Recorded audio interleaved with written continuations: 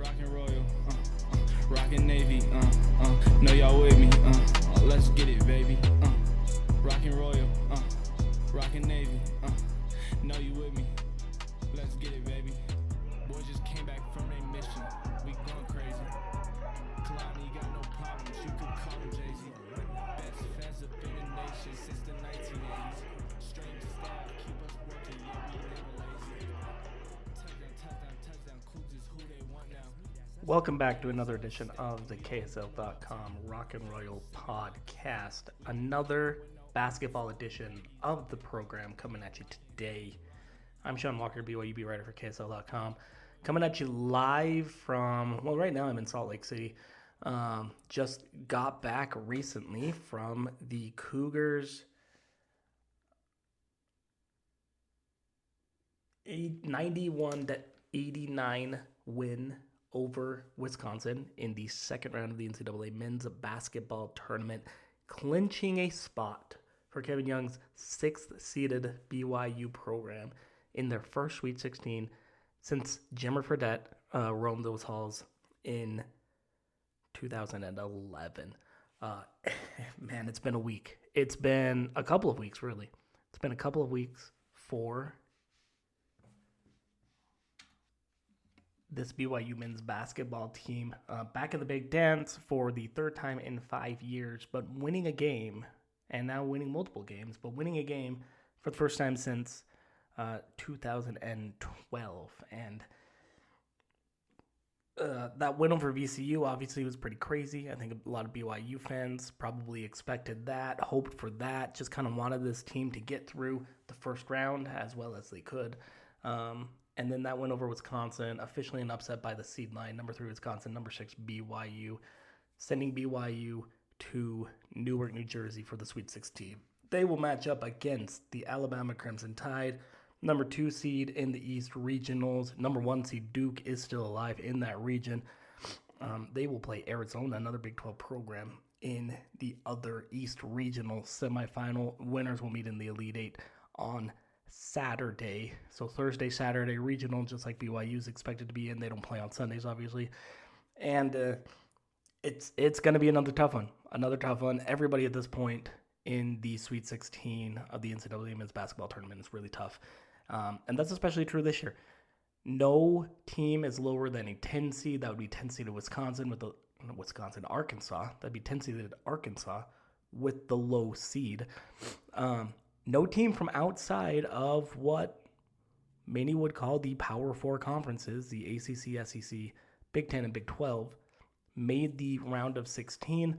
I think that statement's a little bit of a misnomer right now. Some people are concerned about the lack of Cinderellas, that kind of thing. The Big 12, remember, they've got 4 teams that are in the Sweet 16 in Texas Tech, Houston, obviously a number 1 seed, BYU, and Arizona. 3 of those 4 teams weren't in the Big 12 as recently as 2 or 3 years ago. One of them as recently as last year. Obviously, Arizona came over from the Pac-12, so there's kind of some more Pac-12 representation for this NCAA tournament. BYU was in the WCC just 2 years ago. Still kind of built on Mountain West DNA in a lot of ways. And then Houston, back-to-back league champions their first 2 years in the Big 12. Kelvin Sampson really has it running. But he's doing a lot of the same things that he was doing when Houston was in the American Athletic Conference. And they just kind of took the basis of their AAC program and how dominant it was there and transported it to the Big 12 and proved that, good basketball is good basketball. So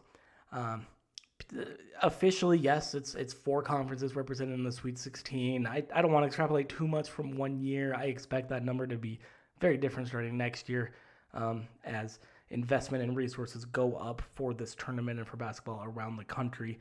But it's certainly something to keep an eye on for sure as well. As far as I'm concerned, there are really 7 conferences represented in the round of 16. I think it's fair to kind of still consider where those 3 Big 12 expansion teams in particular came from very recently.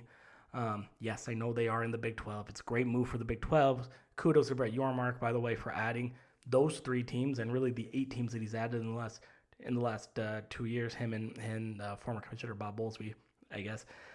So it really is kudos to the Big 12.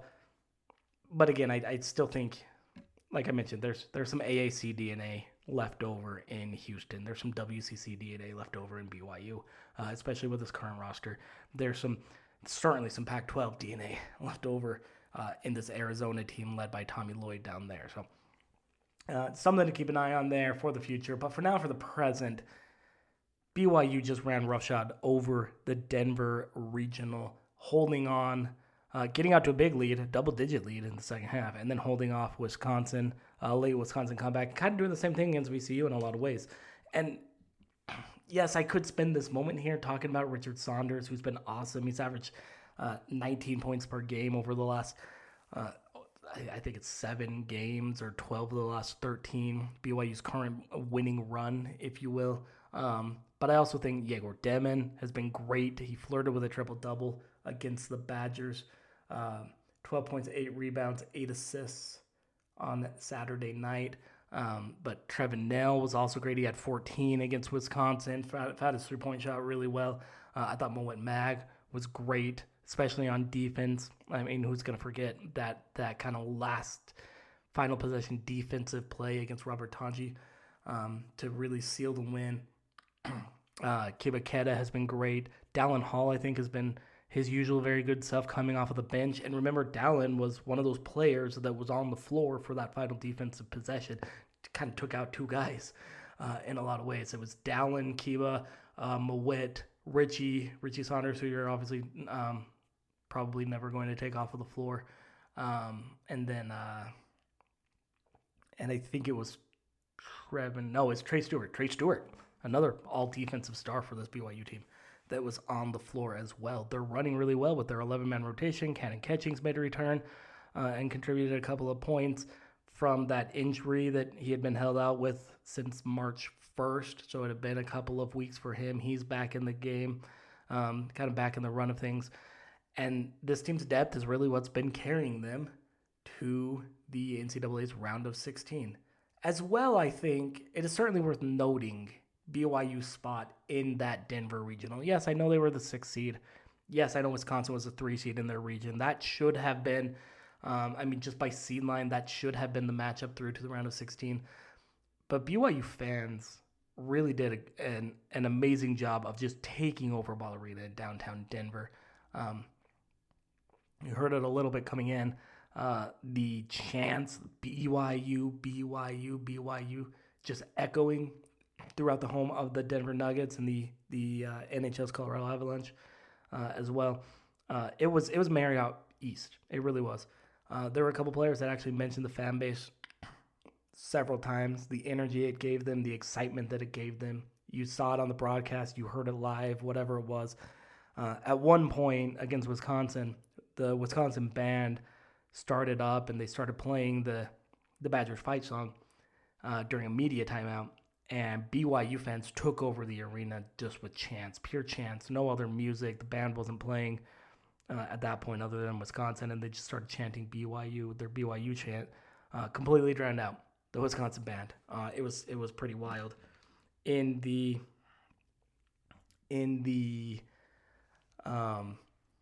end of that Wisconsin game, right after he had done his post-game television interview and he embraced Richie Saunders, who also gave an interview with I think it was Dana Jacobson on the CBS call, the sideline reporter there.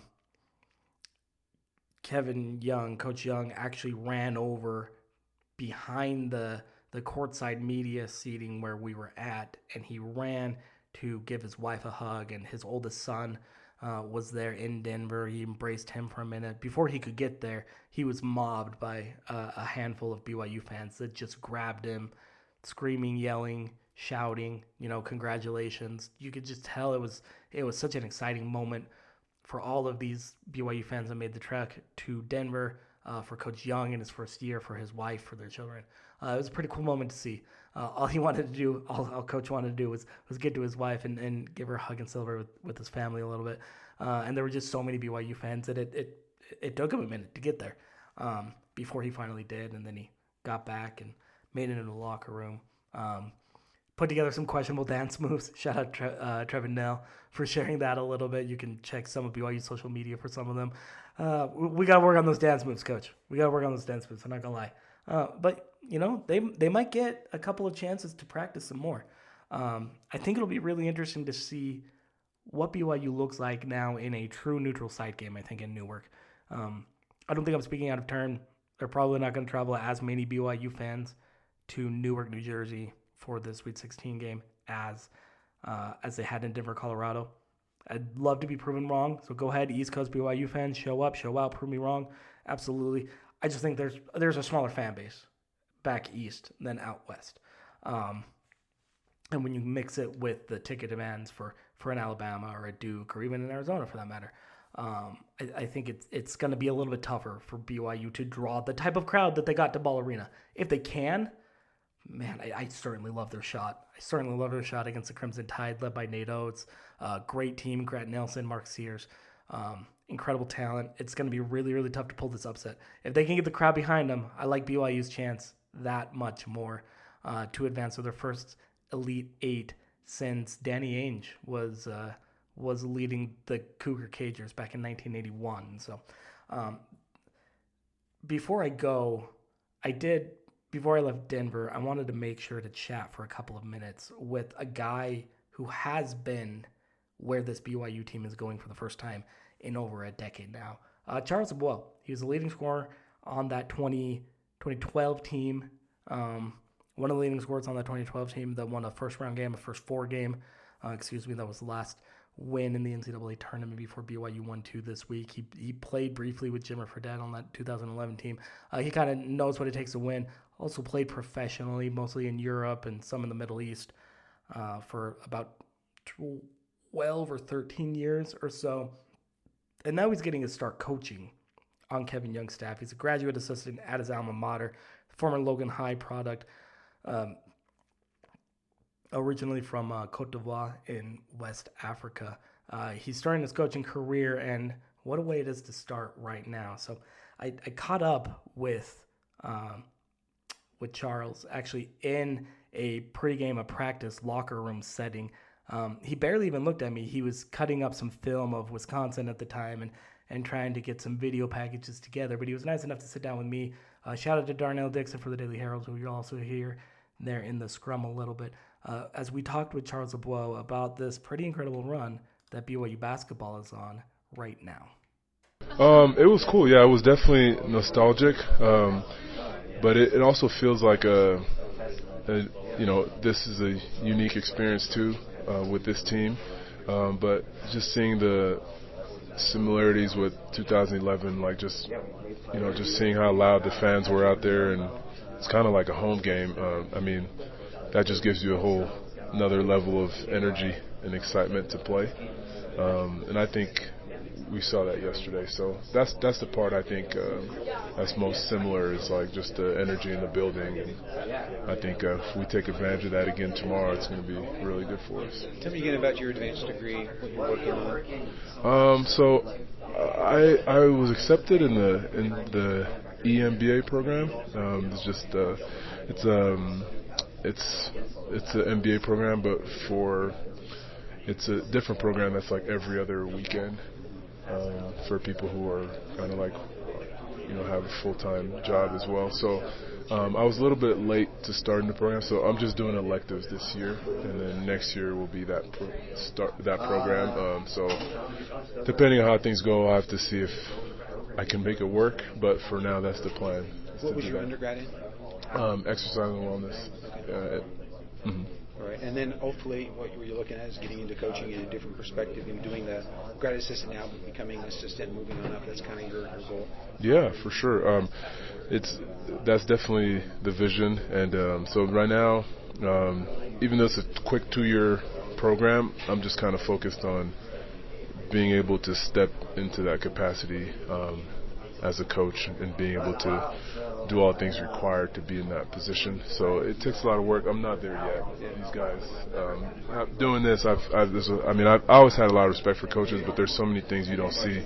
But working with them every day, it's definitely there's a lot that goes into it. So I'm just focused on these 2 years, learning as much as I can. And I know I am able to fulfill all those capacities that a great coach can do, then that becoming an assistant is going to be easy. The hard part is actually having the requisite skills and being able to use those skills and impact winning. So I'm just focused on that right now. And a whole bunch of computer work. You got to get the blue light glasses, man, because this is it's a lot of strain. Hey, thanks. Appreciate Thank you. I built it into my own glasses there. Yeah. I did too, but I broke them, so I got to get some new ones. Yeah. I think I'm on like my third or fourth pair, so don't feel too bad about that. Yeah. I was just talking with Diego and Roy, who both told me that you've been a pretty big part of kind of their personal development game, maybe checking them a little bit in practice here and there, showing them like, hey, coach can still hoop, that kind of thing. Just what are kind of some of those, right? Exactly. That's what we were saying. Just what are kind of some of those individual workouts that you could have with some of these guys? Does it sort of refill the urge of playing professionally like you did, I guess, all this year? Yeah. Kind of scratch that itch. Yeah. Well, I don't have an itch anymore because when you play for a long time, you could feel some of the pain in your body. So even if you want to play, it's not the same. More than an itch, right? It's but no, for me, it's honestly, I haven't even thought about like, oh, it's fun I miss playing it. It's been really cool just to be able to give your experience to others. Like when I was coming up, there were so many great players that helped me get better. And one thing you realize about your basketball journey is like we have dreams and sometimes we have regrets and stuff like that. But then you remember like when you're able to coach and like help others, you realize like everything in your journey served you. Like the success, you can help guys kind of find that same success, and even maybe the shortcomings you had, you can help guys stay away from maybe those shortcomings, or you can give them some input that can help them not have to go through that obstacle. So it's really cool. It's really cool because then as a coach you realize you have so much to help them with in their journey, and that's just what I've been focusing on.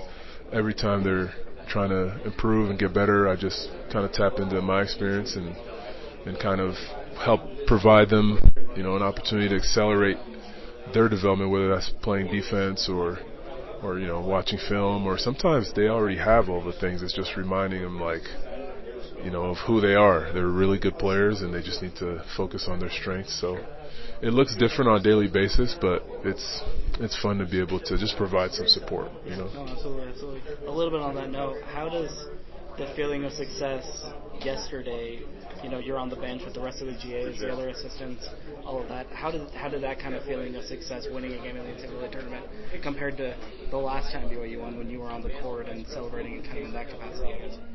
Well, was it the same, different? No, it's different. It's a little awkward because I want the best for them, and I get really nervous because I want them to have. You're with them every day. You care about them as people. They're great dudes, great players. So you just hope that at the end, they'll get what you feel like they deserve. So I'm pretty low key and even keel. And then after the game, that's when it kind of sinks in and man, all right, these guys did a great job, and I'm proud of them, and I want them to get the next one too. Just because. When you work hard and win as a team in big moments like this, you remember it your whole life. And I want them to have those types of memories. So it's exciting, but it's every time they get one, I want them to have another one. So I don't really sit on the victories too much. We just start planning and focusing on the next day. I was going to say, you're already in full coach mode where you're, okay, that was fun, now on to the next one. Yeah, and it's more because I want to make sure I do my part and helping them get that next win, because playing the NCAA tournament is awesome, and every win you get is just that much more confidence. It's that much more success you can add onto your resume, and so they deserve it, and you want them to have that, Yeah, for sure. Who's the best hooper on the GA staff? On the GA staff? If I'm not letting you say yourself, because you're probably number one, but who's a close second? Honestly, it's tough. I don't know if you could say they have different qualities. for example, Drew and Nick are like elite shooters. Kyle has probably the most handle and quickness out of all of us, including myself. So it just kind of depends on what you need. I would say I'm kind of like a all-around type. So you played here. Yeah, exactly. Well, yeah. That's another conversation for a different day. For another day. Yeah. A lot of the players are talking about Kyle as well too. So yeah. I'm intrigued that you said probably the best handles. Yeah. Cause, I mean, Kyle he was playing last year, So at Georgia State, so he's I think he might be the youngest, so he's still pretty quick and stuff. So yeah. I'll tell you what though, as a squad, we'll take any J squad in the country. So I think we need to set up a tournament, maybe like an off-season tournament of just GA squad. We're ready. I can guarantee you that. This is the next iteration of TV Never. That'd be awesome. Yeah, let's do it. Rockin' Royal, rockin' Navy. Know you with me? Let's get it, baby. Rockin' Royal, rockin' Navy. Know you with me? Let's get it, baby.